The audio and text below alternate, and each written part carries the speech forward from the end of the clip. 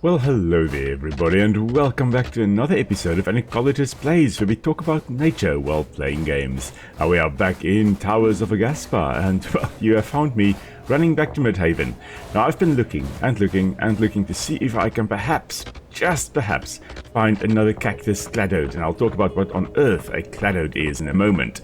But I've been looking, and I have not been able to find one. So I'm going to give it time to respawn again on the beach there, and hopefully at some point in this episode, or maybe in the next episode, we will find another cactus cladode, and then we can actually carry on and upgrade our tropical ecosystem. So that will be absolutely marvelous. But for now, what I am going to do is I'm going to just quickly travel back to my initial town, my farming village, and then I'm just going to quickly drop off a bunch of stuff, get a new bow crafted, get some more arrows, and then we are going on a little bit of an adventure. So I'll see you in a moment.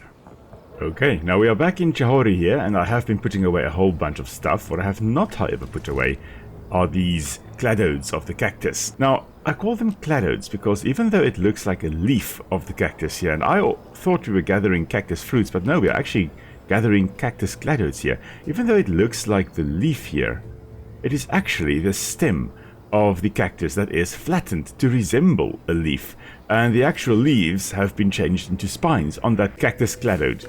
So those spines there, of course, are... I need to run this way. I need to go back to Midhaven. Those spines there are, of course, for defense, and the cactus that we are actually looking at here is most likely the prickly pear, one of the Opuntia species, highly invasive in South Africa, big problem plant in South Africa, originally from South Central America, but they do have fruit that people do love eating, and of course then birds also love eating that, and they will poop out the seeds and disperse those cacti far and wide. And I think it is about to turn back into nighttime again, so I don't know why I'm doing this at night. I'm going to go back to Chahori.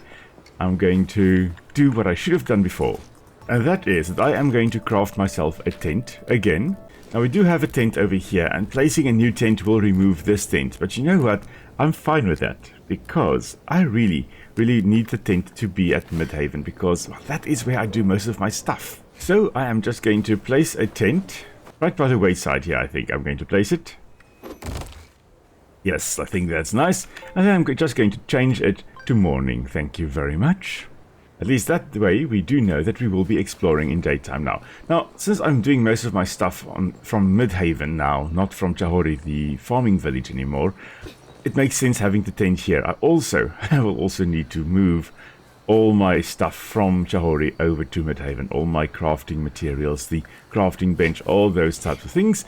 But that will come off screen later. For now, the reason why I've got 94 arrows, as you can see there, is because, well, we are going over to that portal. We are going to run there, and we are probably going to have to fight our way through at some point, but we are going to try and get to that portal, because I do believe there will be a shrine over there. If we can then restore that shrine, we have got this Ishaya region, I believe, over here. That is actually, no, this is the Ishaya region. We have this region over here that will then be restored as well. So let's, this is probably Anya Rise. Okay, so that will restore the Anya Rise area. So let's head on over to the portal there and see what we need to restore that. I will be honest, I'm not necessarily looking forward to running through the withered area there, but it's for the greater good. Of course, if we happen to find a cactus on the way there, I will harvest that, of course, as well. But still, my quest for cacti continue. Aha, that seems to be the mountain pass right there. Most likely carved by rivers or by water over eons, carved this valley through the mountains here, and now of course then people will go, well, that's a nice way to get through the mountain, and we use it as a nice little road. Oh, there's something interesting up there. I really should try to get up there. Now, how will I do that? Ah, okay, so we are in the Anya Rise area. We have found a statue, Queen Chileku. Okay, oh, I'm going to start dying. Oof, that was close. That was way too close, Will. That was way too close. Oh, okay. Breathe, Will, breathe. Okay, we do need to actually get to that portal before we can actually go and meet Huldra in the Anya Rise forest. Okay. Most likely this road is going to lead me there. And now, off we go. Oh, there is a withered snag. Oh dear, oh dear, oh dear. You know what, I think I'm still just going to run and hopefully avoid everyone shooting. Oh, no. Oh, dear, I'm going to die. I am most likely going to die. I was definitely underprepared for this. It's not the way to do it, Will. This is not the way to do it. It is my way to do it, though. I am under attack. Something was shooting at me there. Health is really, really MIA. Okay, where are we now? Oh, we're getting close. Okay, it's right up there somewhere. Buldra should be around here somewhere. Oh, there's an ichor pool. That's interesting. I'm not going to spend the time to dig that, though, because, well, I need to get a move on. I should have brought my potions and stuff like that, but I did not, because sometimes Will is an idiot. No such nonsense. You will leave me alone. I will not be shot by you. So, whereabouts are we? A little bit more to go. Yeah, just up here somewhere. This does look like the way. I mean, there are some ruined pathways here. I'd like to get to the top, please. I would like to get to the top. Where is a nice little plant for me to use? Come on, come on. Please let me make it. There's a nice tree to use here. Come on, I need to get to this. Come on. Yes! Oh, that was too close, Will, too close. Okay, the shrine is right over there, so what I'm going to do is, what on earth is this? Have a look at what this is. A wither shard boulder.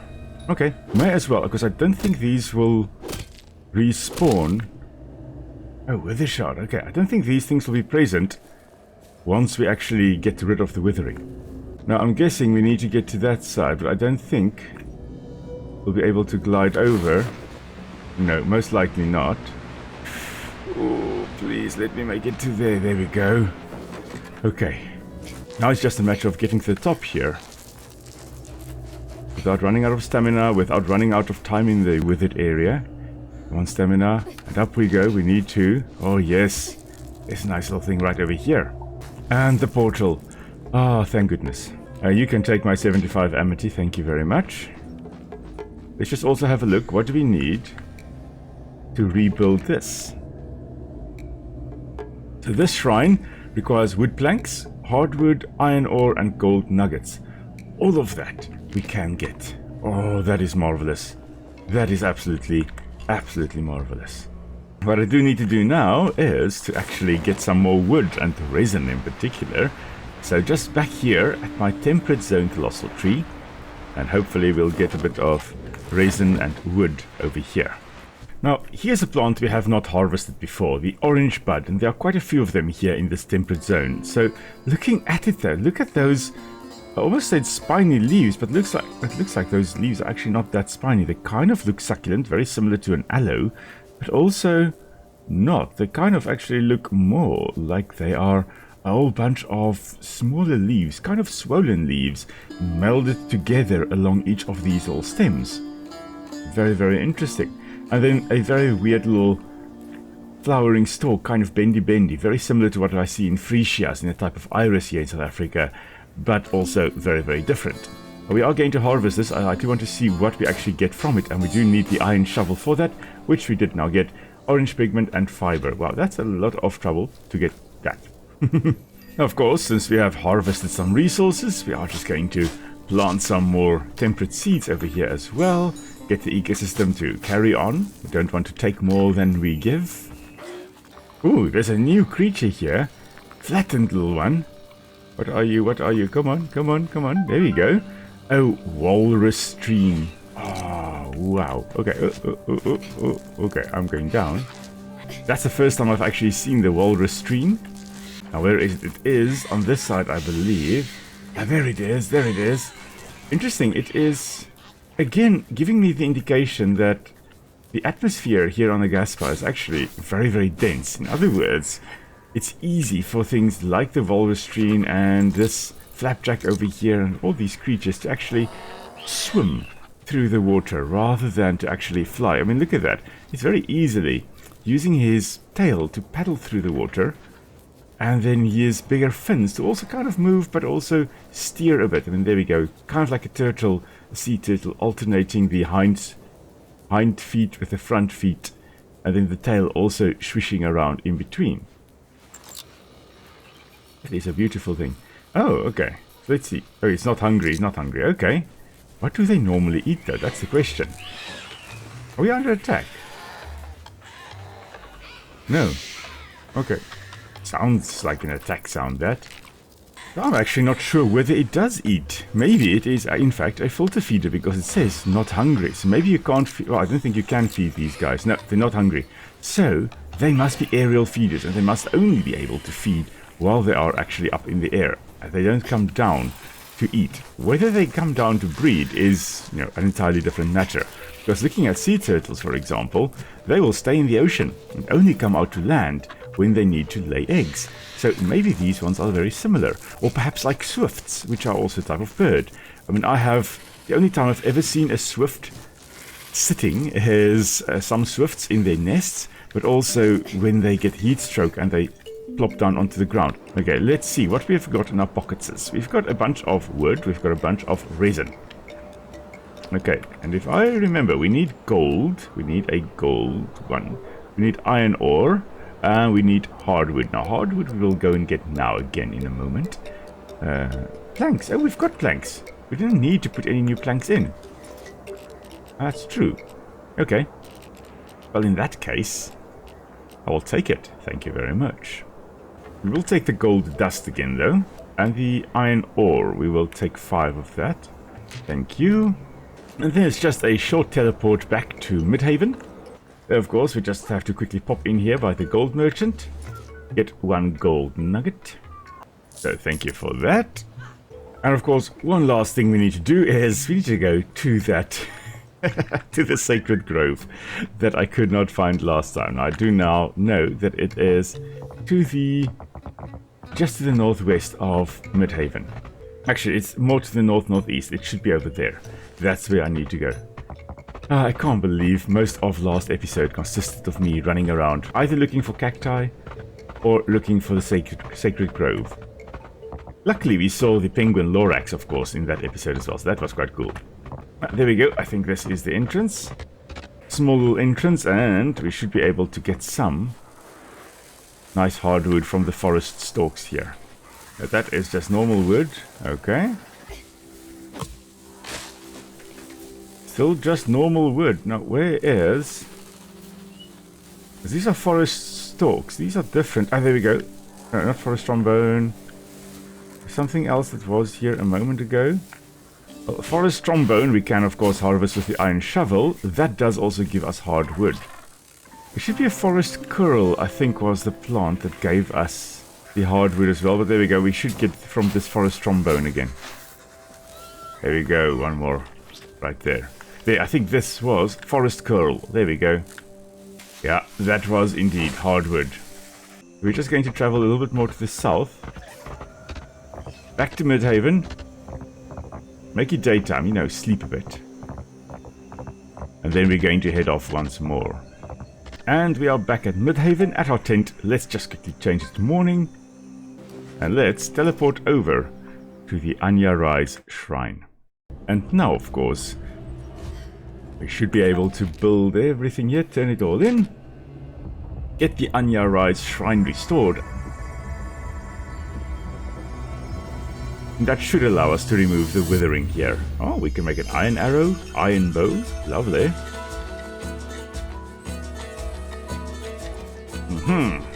And the map is visible. Okay. We are coming along.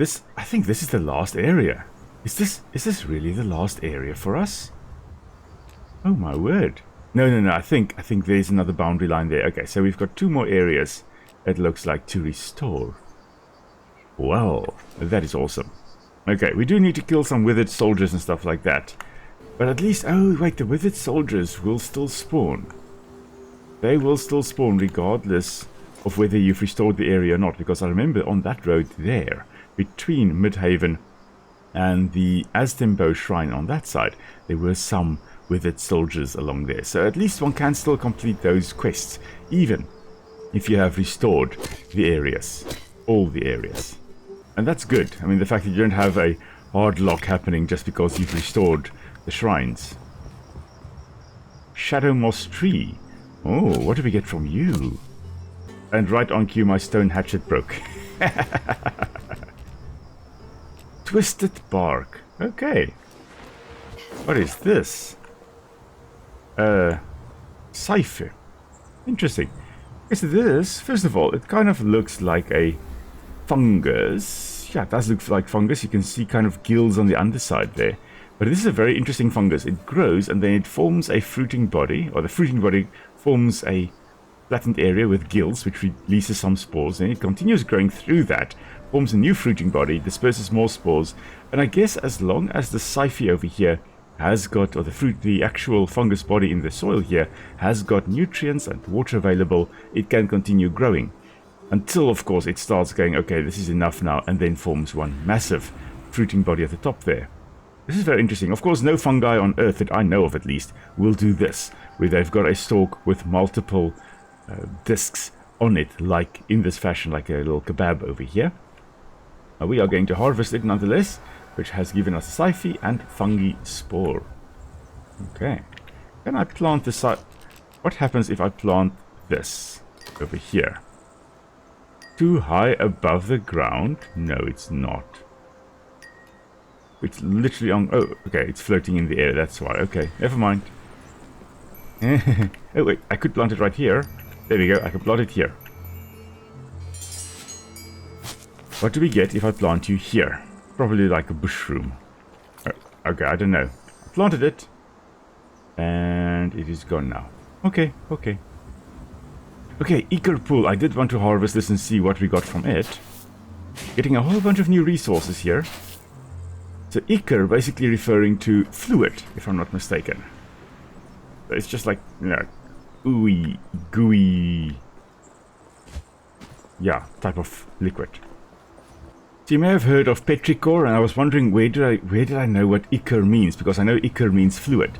But petrichor, that smell after rain, that literally translates to stone fluid. Petru, or petri, is stone, and then of course ichor is fluid. Okay, let's fast travel back to Midhaven,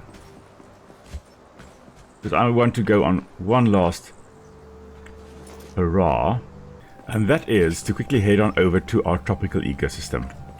Ah, I see we can make hardwood now. We just need some wood, tree bark, and godroot here. Okay, that is great. I thought I saw that pop up. Okay, so now we know we can make that. There we go, Shingobi. Off we go to our tropical ecosystem. And here we are. Wow, it's really coming along. Of course, there are lots and lots of butterflies also flying around here. Very, very important pollinators for a lot of the plants that are here. Without pollinators like the butterflies and whatever on earth that little critter is that was flying around there, looked like a sky centipede over here. Without them, the whole ecosystem would collapse. Ah, stinkhorn. You need your pollinators to actually ensure that the next generation of plants can actually occur. Ah, stink bulb. Okay, let's harvest this. This is a really, really tough thing. You need to mine it. So stinky cap we get from that. Looks like that is actually the stink horn, but in a more mature phase. Okay, Fuzzy Fin, what do you need? Shame. You need berries. Oh, look what I have got, Fuzzy Fin. There we go, magic berries. Now, I want to see what happens if I plant some temperate seeds here by the tropical ecosystem. It gives me berry tree. Okay, then I know. I think I tried that before, but I could not remember whether I did. I was really hoping there would be some cacti here. There we go. There's a stinkhorn over here. That's brilliant. The stinkhorn, the idea is that it's called a stinkhorn. I mean, there's a photo of a stinkhorn right up there. And you'll see the black sticky substance there. Well, that is what we call gleba. And that attracts flies because, well, it stinks like a carcass. And so flies will come and visit it. It'll basically drink up that gleba. And then in the process, get spores of the fungus stuck all on its feet. And then when it flies around, the gleba that got stuck to the feet of the fly will dry out and the spores will be dispersed. And it's a lovely, lovely way of dispersing spores. But it does mean that if you find a whole bunch of stinkhorn together, it's going to stink to high hell. Okay, now what I wanted to do, just briefly, is harvest a few things here. The reason I want to do this is so that I can actually feed a few of these critters over here. So it does seem like we get quite a lot of oil from the salt fern. I mean, there's another oil right there. So the salt ferns appear to be a good way to actually get your oil if you need it. Now, what we have got now to feed the animals here would be kelp. A lot of the animals here do feed on kelp, so let's equip this and just kind of toss it around. Now, I did say previously that I was going to talk about the problem of feeding animals like this. And what happened in South Africa is actually a good example. So in South Africa, in the Eastern Cape province, there's the Addo Elephant National Park, which was established to try and conserve the last few elephants in that area. A very, very small population size. And as a result, a whole bunch of interesting stuff happened, like the female elephants for a long period of time basically not having tusks, and the males that were there having very short tusks. That's kind of the founder effect, and I'm sure I'll talk about that as well at some point. But in the Addo Elephant National Park, when they were trying to get these elephants to actually continue surviving and to breed and do their thing, what they did is they allowed people to actually come and feed the elephants oranges. Because the area around there were lots of orange orchards, so oranges were really in, there's a great supply of it. And so people were feeding these elephants oranges. Now, you may remember that it's not a good idea to actually feed wild animals. I mean, you can imagine an animal the size of an elephant, and elephants are massive, much bigger than you think they are. And I remember my grandmother telling me that she used to feed the elephants their oranges. In fact, the parks would actually give you oranges to feed to the elephants, and they'd come up to the campsite and you would feed them oranges just on the other side of the fence. And then the problem is that they realized, okay, listen guys, we really should stop feeding the elephants that. We really shouldn't be giving them food the whole time. Instead, they should be looking for their own food. And so they stopped. But the elephants remembered that, listen, the people give us oranges. And so for a long period of time, until very recently, you were not allowed to take any citrus into that park. Because the elephants, some of the old elephants were young when the oranges were still being fed. And as a result, well, they remembered that means food. And if you brought oranges or naartjies or grapefruit or any other type of citrus into the park, they would smell it. And elephants have got an amazing sense of smell. They would smell it and they would go, that person has got food for me. And they would chase you. And you would think you are under attack. Meanwhile, the elephant just wants citrus. And I think the oldest ones now were still too young or weren't born back in the day then. So I don't think there are any left that actually remember oranges being food. So yeah, for a long period of time there was that. Just brought on because people were feeding the elephants. With the park's blessing, of course, they were feeding them oranges. And the same thing happens if you have baboons, for example, realizing that, oh, people give me sandwiches, for example, or bread, I can eat that. They become bolder and bolder, and we've got a problem with that on campus, where at the university where I work, where the baboons will raid students' houses, they will ambush students. Sometimes, some of the more problematic individuals will ambush students after they've done their month's, after they've done their month's shopping. Then they will actually ambush them and basically raid them and steal their food. And yeah, it's a big problem. Big problem. Alright. But I think that is actually a good spot to end today's episode though. So thank you very much everyone for joining me on our little adventure. We have finally restored another area. Next time we are going to possibly go meet Huldra, but more importantly probably going to travel to the north. And we are going to go meet the sky god there. We're going to go meet Winguri. Hopefully next time. So if you've got any questions, of course, do feel free to pop it down in the comments below. I'll be happy to answer.